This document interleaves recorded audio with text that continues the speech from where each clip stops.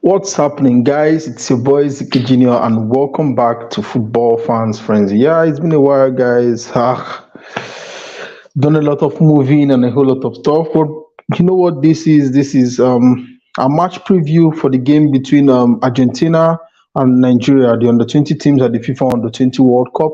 Um, yeah, Argentina is the host nation for this tournament, and they've actually been very good so far in the tournament.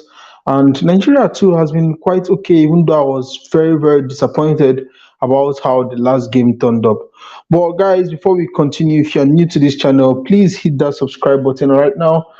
Slash the like button on this video and share this link with your friends, guys. The target is for us to get to 1K subscribers by the end of this week. You can do it if you just keep hitting that subscribe button right now.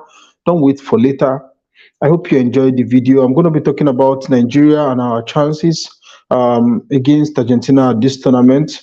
Um, First of all, let's look at the Argentina team, right? Argentina has played 3 games so far, which is in their group stage. The first game was against Uzbekistan, where they defeated Uzbekistan 2 goals to 1, and then they went on to defeat Guatemala and then New Zealand. For Argentina, they've not really had a real opponent so far in this tournament, but that's not to say anybody should even attempt or try to actually write them off, because we know what to expect from teams like Brazil and Argentina when it comes to bringing up young talent and how prolific they are in the under 20 competitions. Argentina has been the best team in the history of this competition. They've won it 6 times. Um, in their history, that's the highest any team has won it, the under 20 FIFA World Cup.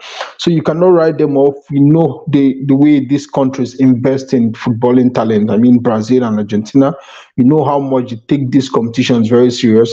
And of course, Argentina has the home advantage to themselves. I mean, they'll be filling that stadium tomorrow with a lot of their fans. So this is not one of those games Nigeria can decide to take certain opportunities or try to play a very risky kind of football. I felt the last game, Nigeria's last game against Brazil, they were very naive in the way they attacked. I mean, we needed just a draw for that particular game, and they were attacking and leaving very few numbers behind to defend.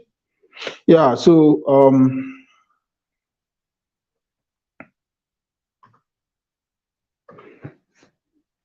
yeah, I hope Nigeria sits up to this particular game against Argentina. It's going to be a very tight and tough fixture, and they should be doing better. Actually, they should be doing better against this Argentina side.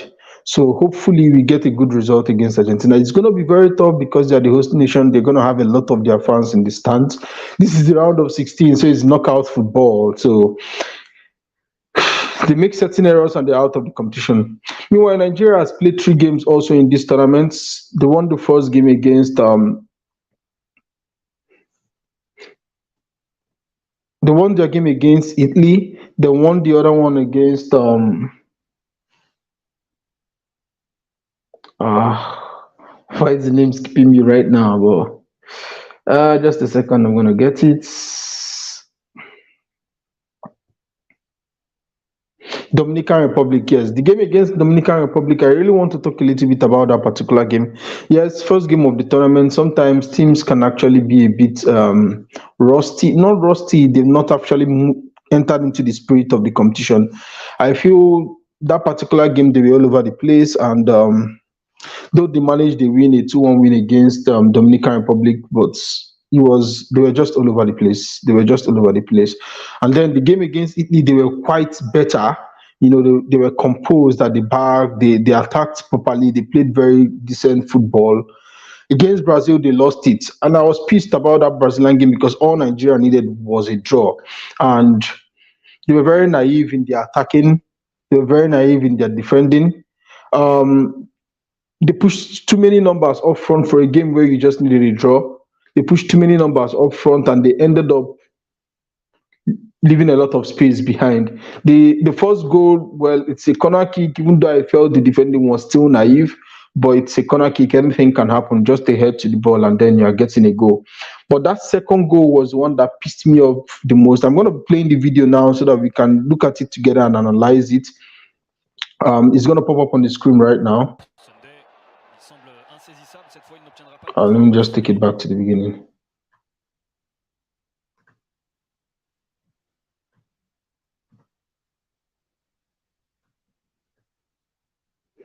So we're in attacking position, as you can see. Good pass, possession, dangerous position. Now, I want to pause the video right here. He had an opportunity to pass this ball first to the guy just by his left. He didn't. Or to the attacker in the center of the box. Quick pass to him, and we could be in a very deadly position. He didn't.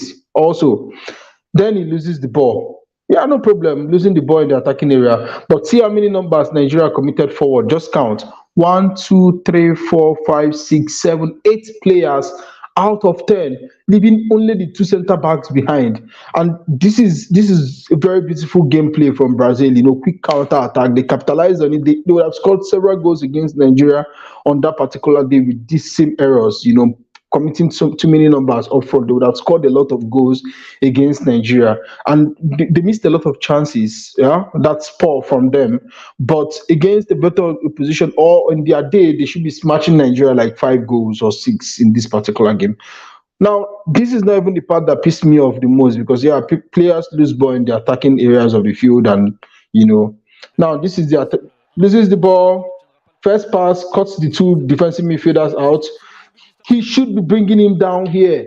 This is schoolboys defending. You don't do this. It was pretty much the same issues Manchester United had the previous seasons, where a lot of goals, they conceded a lot of goals on the break.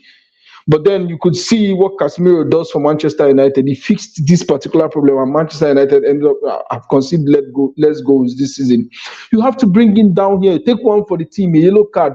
Whoop, game over. The attack is dead. Still 1-0. You are not losing this game 2 goals to 0. Or you can even have a break and come back 1-1. But no, he refuses to pull that tackle here. Here you would have just gotten a yellow card. Same player.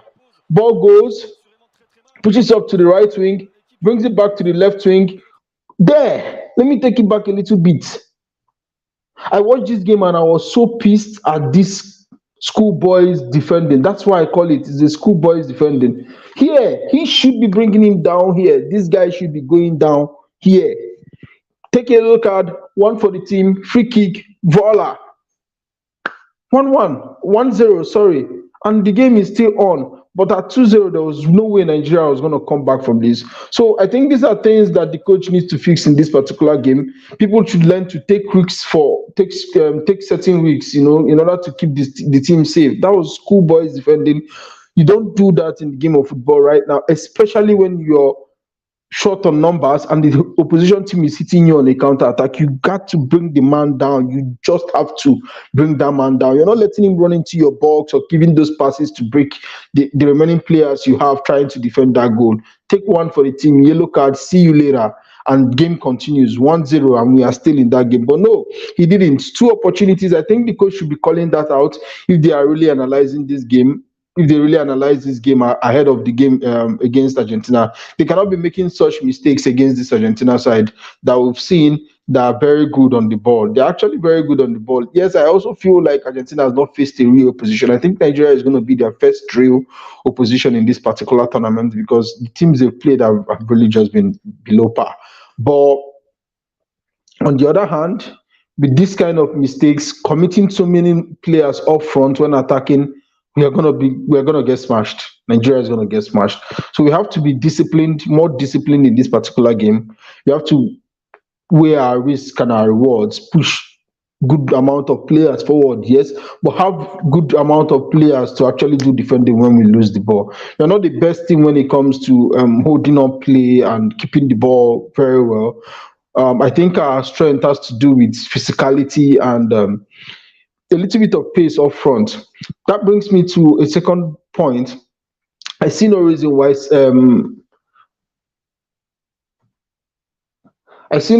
why we will not be having Saki starting this particular game. I think he's been one of our most dangerous players when coming in from the bench. He's fast, he's very direct, and he really can take players on. If you want to play against this Argentina team, they need to be afraid of something.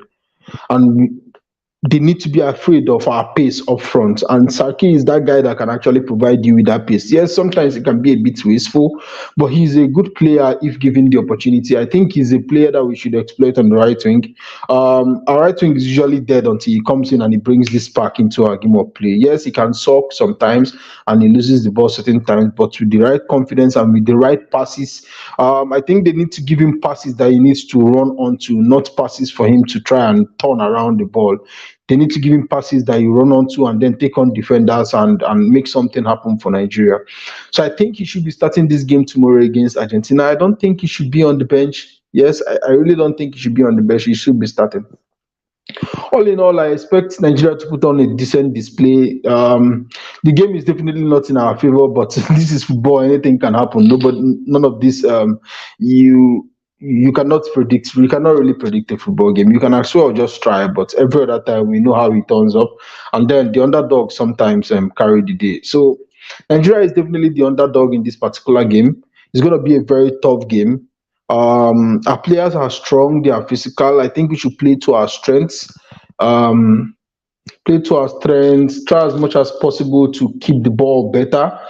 Yeah, the game against Brazil too, it wasn't the best of pitches. It was a terrible pitch. I wonder how FIFA approved that particular pitch for a game in this tournament. It was terrible.